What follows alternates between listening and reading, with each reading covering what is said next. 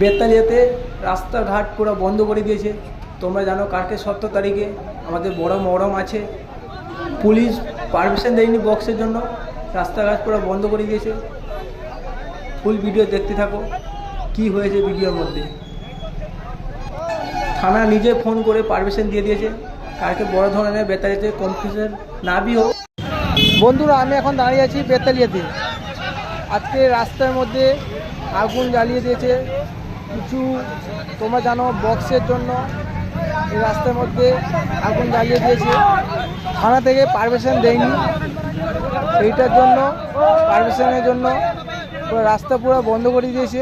দেখতে পাচ্ছ রাস্তার মধ্যে আগুন জ্বালানো চলছে, এখন চলবে কিছু ঘন্টা, ঠিক আছে।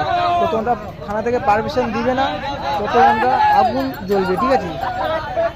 আর তোমাদের যত ভিডিও দেখছো বেশি করে শেয়ার করো, ঠিক আছে। দেখতে পাচ্ছ পুরো বাস পুরো রাস্তার মধ্যে পুরো জাম হয়ে গেছে। আধ ঘন্টা পুরো রাস্তা পুরো মানে আমাদের বেতালিয়া থেকে পুরো কাঁথি পুরো রাস্তা জাম, ঠিক আছে। দেখতে পাচ্ছ ক্লাবের ছেলেরা আগুন জ্বালিয়ে দিয়েছে। পারমিশন এখন কি থানা থেকে দেয়নি, যত ঘন্টা থানা থেকে ফোন আসবে না তত ঘন্টা আগুন জ্বলবে। তাদের ক্লাবের ছেলেরা বলেছে, ঠিক আছে।